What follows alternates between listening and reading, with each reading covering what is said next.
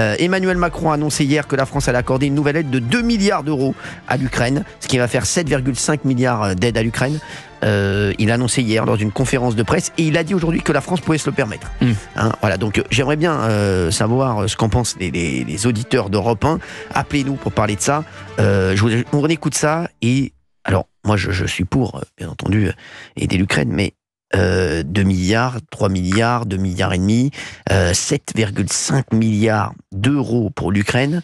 Je pense qu'il y a des Français qui doivent se dire pourquoi nous, il y a des choses qui n'avancent pas et des budgets sur lesquels on est bloqué depuis des semaines et des semaines, parce que les agriculteurs, ça n'a pas avancé aussi vite que l'Ukraine. Non. Donc voilà, donc on en parle tout de suite, 01 80 20 39 21, juste écoutez Emmanuel Macron, c'était hier. Le soutien immédiat à l'Ukraine, nous devons le poursuivre. Il est nécessaire pour continuer la résistance. Ces 2 milliards d'euros de soutien, c'est une part de ce premier volet et notre volonté demain est de mobiliser tous les partenaires qui seront présents pour continuer ce soutien immédiat à l'Ukraine. Alors, j'aimerais bien avoir votre avis déjà dans le studio déjà d'Europe 1. Ensuite, il y a beaucoup d'auditeurs qui vont nous appeler.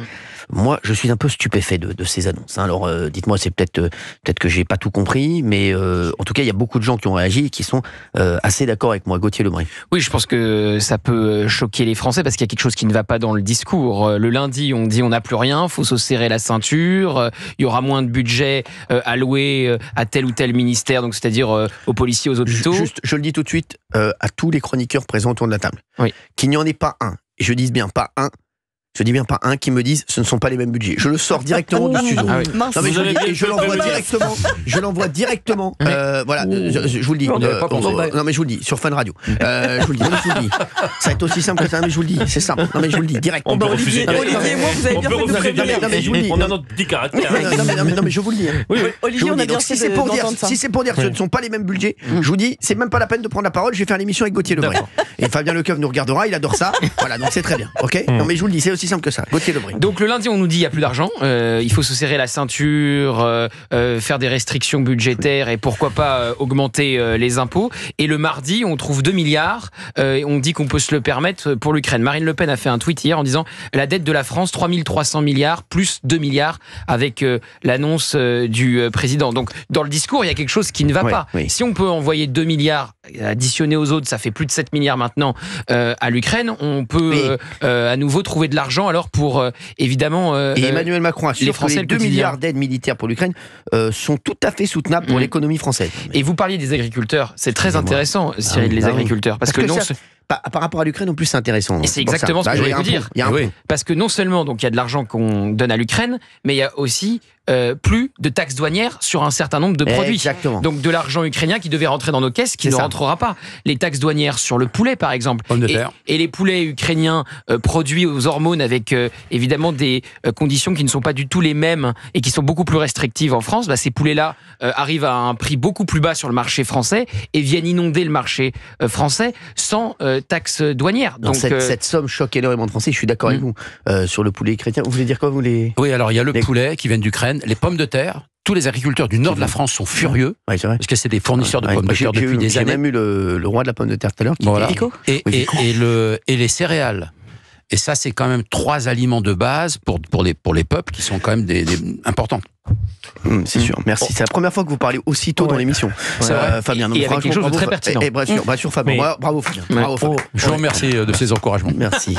Non, attendez 2 petites secondes. Il y a énormément de Français qui sont très choqués par l'ampleur de cette somme. Comprennent pas. 2 milliards et demi. Fabien Lecoeuf, je sais que vous en faites partie. Ah, moi, je comprends pas ça. À côté, l'école manque d'argent, les hôpitaux manquent d'argent, l'agriculture, enfin, il y a les policiers, la police. La police, évidemment. Enfin, c'est inquiétant. Et on en demande de l'argent, 100 millions au Liban, je les rappelle aussi. Ils ont été donnés il y a 3 mois. Non, mais c'est pas possible à un moment donné. Non mais Olivier d'Artigol, attention. On regarde tout. Non, attention. Oui, j'ai bien compris, la consigne. Attention. Oui. Il y a une consigne. Oui, je sais. Vous avez entendu, vous une consigne de sécurité. Mais non, ce que je veux simplement dire, c'est que c'est ça. Alors, le patron de la radio me dit la moto taxi est devant, elle est prête. C'est que on regarde. On va vous fournir un casque. Ce que je sais. Non, vous parlerez dans un instant, parce que là je vous sens pas. Vous parlerez dans un instant. J'avais une idée, elle risque de partir. Je sais. Vous savez, si votre femme n'est pas partie, une idée ne risque pas de le faire. Merci d'Artigol. Chez moi. Puis je le trouve pas très fun de toute façon, Olivier. Quoi Je ne le trouve pas très fun. C'est bon, vous allez sortir aussi. Hein. Attention, je peux vous sortir, Gauthier. J'aimerais que les auditeurs réagissent. 2,2 milliards d'euros pour l'Ukraine. Ça fait 7,5 milliards d'euros en tout d'aide à l'Ukraine. Est-ce que vous êtes choqué par cette somme? Est-ce que vous comprenez la décision d'Emmanuel Macron? Vous nous le dites tout de suite sur Europe 1, 01 80 20 39 21. On va écouter après Valérie Benaïm et Olivier d'Artigol qui seront en partance dans un instant pour Neuilly. A tout de suite sur Europe 1. On réagit sur les 2 milliards d'aides à l'Ukraine, 2 milliards d'euros pour l'Ukraine encore, ça fait 7,5 au total. Olivier d'Artigol. Je comprends parfaitement que ça fasse débat. On regarde tous les sujets qu'on évoque ici sur la vie quotidienne, sur les budgets dont on a besoin. Mais il ne s'agit pas des mêmes enveloppes budgétaires. Tu sors. Allez, il a mis sa veste. Tu sors. Allez, ça suffit. Allez, tu sors. Allez, tu sors. Tu vas te calmer, tu reviendras quand tu seras calmé. Ok? Il a mis son manteau.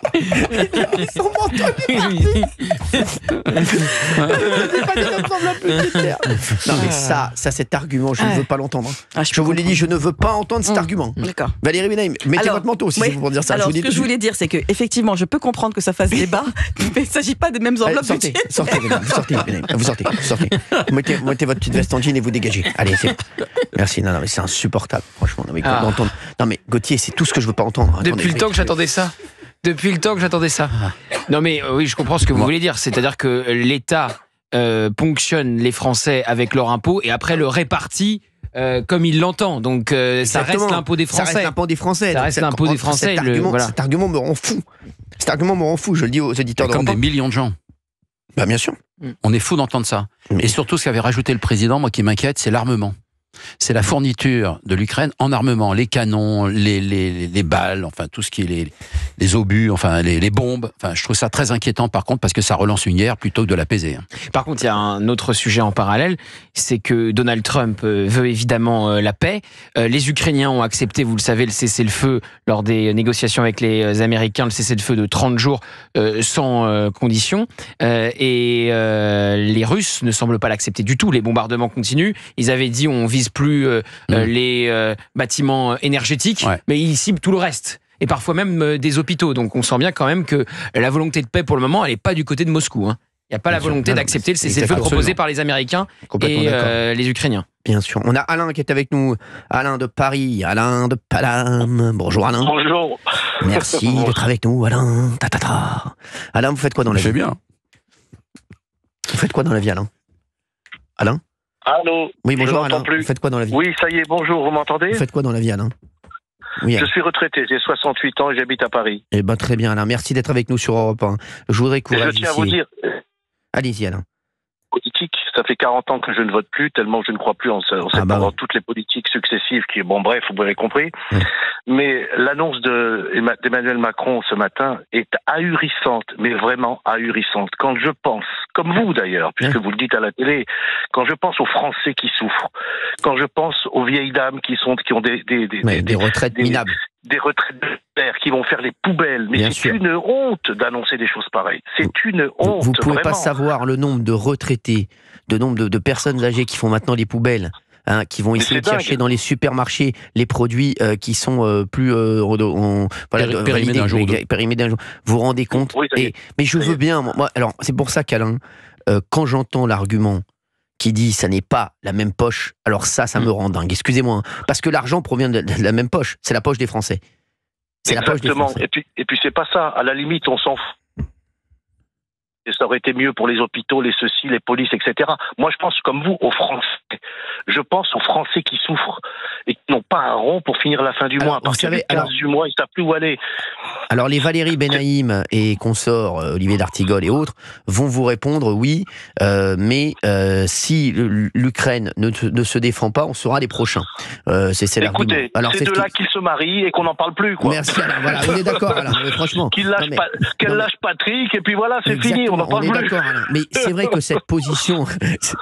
Gauthier, quand il vous dit ça, qu'est-ce que vous leur répondez? En fait, moi, ce qui me dérange le plus chez Emmanuel Macron, c'est le double discours. On n'a plus de sous sur la scène nationale nationale. C'est ça. Mais par contre, on peut en envoyer sur la scène internationale. Qui est une menace russe, c'est évident. Il y a des cyberattaques contre la France. Après, je ne crois pas que les Russes vont débarquer demain à Paris, contrairement à ce qu'on a pu comprendre de l'allocution d'Emmanuel Macron qui disait la patrie aura besoin de vous, comme s'il fallait préparer son casque et son fusil. Il y a une menace russe, c'est très clair. Il y a la volonté visiblement de Vladimir Poutine de ne pas s'arrêter à la Crimée et au Donbass en Ukraine, mais on n'est pas sa prochaine cible, c'est évident. Il y a les pays baltes, il y a la Pologne qui a aussi très peur. Après, je n'ai aucune confiance évidemment en Vladimir Poutine et je constate depuis que Trump a tout fait pour arracher un cessez-le-feu qu'il ne l'accepte toujours pas. Donc je vois bien la volonté des Européens de fournir de l'équipement militaire et de l'argent à l'Ukraine. Moi, ce qui me dérange, c'est le double discours. Soit on a de l'argent, soit on n'en a pas. Mais il n'est pas possible de ne pas en avoir pour les Français et d'en avoir pour les Ukrainiens. Exactement. Mais bien sûr, mais tout ça, les Français, ils s'en foutent, les Français souffrent, ils s'en foutent complètement de l'Ukraine, de Pierre-Paul Jacques, etc. Ce qu'ils voient, c'est qu'ils sont au SMIC, qu'ils n'arrivent pas à finir leur fin de mois, qu'ils crèvent la dalle. Mais vraiment, c'est une honte, quoi. C'est une honte avec ces vieilles dames qui vont fouiller dans les poubelles. Mais c'est insupportable. Alors, comme vous le dites très justement, Cyril, s'il n'y a pas quelqu'un, pourtant je suis apolitique, quelqu'un qui vient renverser la table et tout remettre à plat du style les analyses de Sarah Knafo ou les analyses d'autres personnes de Monsieur De Villiers, etc. Mais attendez, la France est foutue. La France est foutue. C'est complètement dingue ce qui se passe là. Moi, ça fait, j'ai 68 ans. J'ai jamais connu ça dans ma vie, quoi. Ça a toujours été plutôt prospère. Il y a jamais eu tous ces problèmes. Mais tous ces présidents successifs qui n'ont pas levé le petit doigt pour les Français et qui font du showbiz. Mais je trouve ça insupportable. Alors, je vais vous dire, Alain, moi, il y a un autre truc qui me dérange, c'est que, non mais je vous dis, c'est qu'aujourd'hui, on ne se rend pas compte qu'il n'y a vraiment plus d'argent dans les caisses. C'est vrai. Non mais je vous dis, Gauthier, je vous dis aux éditeurs d'Europe 1, il n'y a plus d'argent dans les caisses. Bien sûr. Et les Français sont vraiment dans une situation très très compliquée. Vous savez, Cyril, on a 3200 milliards de dettes. Sur les 3200 milliards, 1000 milliards sont dus à Emmanuel Macron. 1000 milliards sont dus à Emmanuel Macron. Un peu moins d'un tiers de notre dette est due aux 7 ans d'Emmanuel Macron. Alors on va répondre, évidemment, il y a eu le Covid, il y a eu les gilets jaunes, il y a eu évidemment qu'il y a eu des crises, et des crises historiques. Importante. Le Covid était une crise historique. Et puis il y a eu le quoi qu'il en coûte énergétique aussi. Donc maintenant, on va faire peut-être un quoi qu'il en coûte militaire pour se réarmer. Donc c'est un puits sans fond. Mais il faut dire quand même les choses. Depuis le dernier budget à l'équilibre, c'est Giscard. Depuis Giscard, on n'est plus capable de faire un budget en équilibre. Donc alors évidemment, 81 a été une catastrophe d'un point de vue budgétaire, les privatisations, les nationalisations à l'appel. Donc il y a une volonté, évidemment, des gouvernements successifs, enfin, de laisser partir cette dette, de laisser partir le déficit, de creuser dette et déficit, et de ne jamais faire la moindre économie. Il n'y a jamais... récemment, on a eu 2 budgets quand même, celui de Michel Barnier, celui de François Bayrou, pas une économie. Alors on a des idées pour taxer plus les Français, mais on n'a jamais une idée pour faire une économie, notamment sur le modèle social. C'est fou. Alors là, on est à 3300 milliards de dettes. Ouais.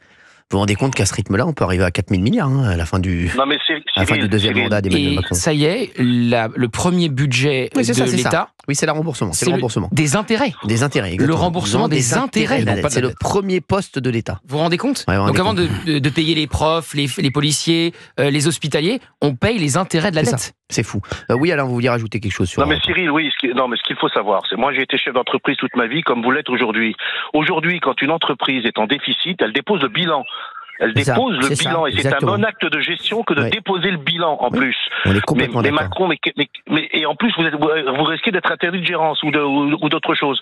Mais qu'est-ce qu'il risque ce monsieur Macron là qui nous a mis plus de 3000 euros, plus de 3000 milliards de dettes? Qu'est-ce qu'il risque? Il risque rien lui par rapport à un chef d'entreprise. C'est ça qui est ahurissant. Qu'il dépose le bilan, qu'il laisse la main à des gens compétents, à des gens qui ont un cursus, qui ont quelque chose à dire et à faire. Et là, vraiment, c'est insupportable d'entendre des choses pareilles. 2 milliards, c'est 2000 millions d'euros. Mais je sais pas si les gens se réalisent. C'est 2000 millions d'euros. Vous vous rendez compte ce qu'on peut faire avec 2000 millions d'euros? Sortir les gens de la précarité, faire des milliers de choses. On peut faire des milliers de choses. Et bon, enfin bref, écoute, je suis franchement remonté. En tout cas, je profite de pour vous féliciter pour tout ce que vous faites, Cyril, parce que vraiment, Vous êtes le bonheur de millions de Français. Ah bah merci. J'ai toujours pas compris pourquoi vous arrêtiez la télé. J'ai toujours pas compris. Il n'y a pas eu d'explication claire. On va reprendre parce qu'en fait, voilà, là, on va reprendre assez vite. Mais bon, voilà, on devait arrêter là tout de suite. Mais on va essayer de reprendre au plus vite. Ne vous inquiétez pas là. En attendant, mais bon, parce que déjà, ils nous ont enlevé la chaîne, hein, donc. Oui, ça, mais bien sûr. Bah oui, en tout cas, vous allez augmenter les auditions d'Europe 1, ah bah, puisque plus du million de Français qui va plus vous voir à la télé va vous écouter sur Europe 1, comme je le fais moi. Eh ben merci Alain, ça me fait bien plaisir. Vous êtes un amour, Alain. Merci d'avoir été avec nous sur Europe 1. Je vous fais d'énormes bisous et bravo à vous surtout aussi. Et je vous dis à très bientôt. À bientôt Alain. On est là tous les après-midi. Bravo à toute votre équipe. Je vous fais un gros bisou Alain, ça me touche beaucoup.